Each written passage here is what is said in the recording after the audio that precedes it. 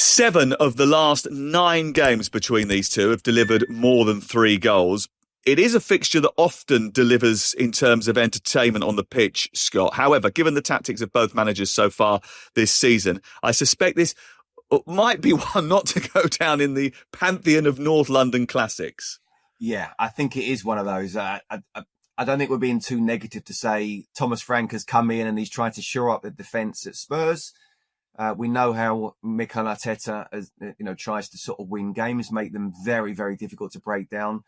Be interesting to see if Spurs, 1, try to, or 2, are even capable of playing in the way Sunderland did and just really trying to put them under that much amount of pressure. I'm not sure they are capable of doing it. I'm not even sure Thomas Frank will try and do it, although will he try and press high? Will he try and sit deep? Fascinated to see how that goes. But this could be one of those where it's so tight, 1 goal wins it.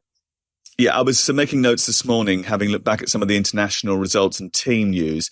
Arsenal's injury list is extensive and it has grown over the course of the last 10 days. Jesus, we know about. Ødegaard, Havertz has suffered a setback. Gyökeres, obviously, an issue. Gabriel has picked up an injury, which is going to keep him out of the team for at least a month or so. Martinelli on the verge of coming back. Madueke similarly. Timber pulled up for the Netherlands and had to have ice on a calf. Calafiori came out of the Italy camp with a hip injury. So I just wonder whether or not, Crook, you think the dip into the depth of the Arsenal squad, the less sort of frontline stars, will see a more cautious approach from a naturally pragmatic Mikel Arteta. Well, we're going to see now why they signed so many players in the summer, 2 players for every position, because you're right, there are some big absentees there, not least Gabriel. But I have to say, whenever Mosquera has been pitched in, we saw him, didn't we, come on very early at Anfield and had an excellent game against the champions. So they have a suitable deputy. He's obviously not at Gabriel's level as yet, and this is going to be another massive game for him. But the fact that they can have all those players out, you've got Ben White who can come in and replace Timber or Calafiori if necessary, it shows how powerful the squad is they've assembled. And obviously that's a big difference between the 2 North London teams at this moment in time, because Thomas Frank, when he's got injuries, just doesn't have those type of resources available. Yeah, he skirted around the issue there, Scott, because he's frightened of upsetting the Arsenal fans again. But do you think that they will be more cautious in their approach to this game, as we have seen in some other of the big games? Or is this an opportunity for him to go, no, actually, I trust the depth in my squad. I really can take this game to a Tottenham team who, let's be honest about it, are pretty fragile? No, I think he will be perhaps even more pragmatic, to be honest with you. I think even with his best 11 and the great attacking players they do have, he'll still make them difficult to beat first and foremost, and he'll take a 1-0, and why not if he can possibly do it? When you've got these type of players being out, not just up front, but in defence. And look, Timber is a blow, and Timber is a better fullback than Ben White. And I know what people are saying, and Crook being one of them, and he's not wrong in terms of Nketiah has done well, Mosquera has done well. Sounds as if Calafiori might be okay. I'd like to see him shuffle across and maybe Miles Lewis-Skelly get a game, but I'm not sure that will happen.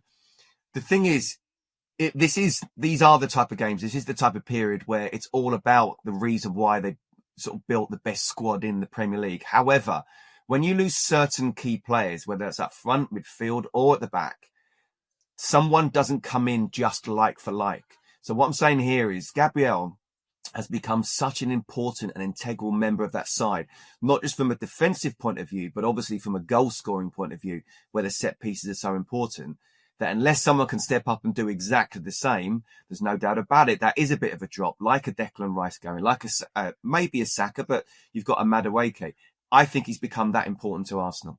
Yeah, and I also think it's really important that Crook just immediately went, right, well, they'll bring in Mosquera, and whenever he's played, that will be perfect replacement because he's done very well. But when he's come in before, he's come in for Saliba on the right-hand side of the defence. It actually does change the balance a little bit if he then goes in alongside Saliba. So finding that combination that works with Saliba might be important for Mikel Arteta, and it may well be that Nketiah is that player that comes in alongside him because he's more naturally left-sided. But all over the park, there are going to be differences for Arsenal. If you look at Spurs and their issue with Arsenal games over the course of the last 15 years, it's actually 15 years since Spurs last won a league game at the Emirates, Crook. I mean, 15 years ago, Max Dowman was still in nappies. They've had 7 managers try and fail during that period. 15 years ago, you and I were still working together.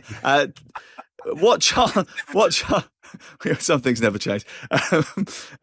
What chance do you give Tottenham this time around? Because I wonder whether or not the blueprint for the City game, where they pressed really high and tried to harass from the top end of the pitch right from the very beginning, is the blueprint here. I sort of agree with Scott. It's not the Thomas Frank way, certainly not with this Tottenham squad. I'm not sure they've got that in their armoury, to be honest, to copycat the Black Cats. I do think that is a blueprint for how you can hassle and harry Arsenal, particularly on your own turf. I think it's different going away from home, and that record, as you mentioned, at the Emirates is very poor. I don't think I've seen enough from Tottenham, even though they've got a good away record, to suggest they can go there and buck that trend. I think Mikel Arteta will find a way to win, even as you've suggested, if it's not the goal fest that we usually get when these two meet. Yeah, Mickey van de Ven has been Spurs' top goal scorer this season. Will he be looking to give Arsenal a taste of their own medicine here by maybe scoring from a corner or coming up with an inventive set piece, Scott? Well, we know Thomas Frank's very good at set pieces. Brentford were, and obviously have carried on down under Keith, but certainly Thomas, when he first came up into the Premier League, was all over the set pieces. So yes, I wouldn't be surprised. That's absolutely the aim. This game might be decided. I think Spurs would be quite happy to be playing away from home, despite it being at the Emirates. Look at their home form and how much under pressure they feel quite early if things don't go well. So that pressure won't be there, but there's no doubt about it. The pressure will be there. It's a North London derby. I think it's a good time for Spurs to play Arsenal. I say this all the time. I'm not saying Spurs are a small club in any way, but the team that's perhaps a little bit lower down the table, if they can meet one of the top teams straight after an international break, when they're still, got a few little injuries and sleeping patterns all over the place, I think they could well try and press as much as possible. But then I just see Arsenal going long. And I think they're quite happy to do that as well and then play the percentages. I don't think it's going to be a pretty game.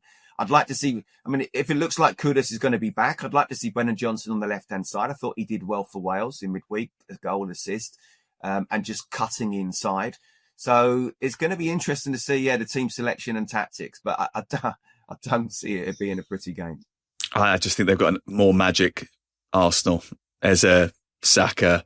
I just think there's too much in that team that would be able to unlock what is, let's be honest, quite a leaky Spurs defence. And Spurs don't score that many goals. They've scored 9 in the last 6 matches. They've only won 2 of their last 7. Arsenal have kept clean sheets in 8 of the last 9. It might be an absolute classic, or it could cause the corner flags to nod off. Spurs manager Thomas Frank did give an interesting interview during the international break, Crook, in which he talked about being offered the chance to interview for the Chelsea and Manchester United jobs on the same day during the summer. Was this another example of a Tottenham manager making a PR misstep, or was it Thomas Frank just reminding everybody that he was quite highly sought after during the summer? Yeah, I think probably the latter. Thomas Frank is a very intelligent, very articulate man, so he doesn't say anything by mistake. I think he probably feels a little bit unloved by the Spurs fans, and it's difficult, isn't it? Because I mentioned their record away from home, which is really good. But if you're not winning games at home, then that gives you a problem, because obviously that's where the bulk of your supporters get to watch you. That's where you really need to generate a sort of siege mentality, and they haven't done that so far. I think he's done okay, Thomas Frank. I don't understand the negativity when you look where they were last season. At one stage, a couple of weeks ago, they had the chance to go second in the Premier League. Yes, they're not scoring with much regularity, but they haven't really got a striker, have they? Dominic Solanke showing no signs of getting fit anytime soon. He shored them up defensively. They're doing okay in the Champions League. So I'm not sure what Tottenham fans expect, to be honest. Okay, that game live with us. We're going to be there, aren't we, Crookie? Are you going to be back for that one? Hopefully you are. We'll be there, but there's no room at the inn for Perry Groves, former Arsenal. No room at the former Arsenal title winner can't get into the game. I did offer to give up my seat, by the way. I know you didn't do that, but I offered to give up my seat for Perry Groves. But I was told in no uncertain terms that I had to be there. But okay, we haven't got Perry in the stadium, but he will be on the show from 1:30 on Sunday afternoon. Game day live coming from the Emirates as Arsenal take on Tottenham.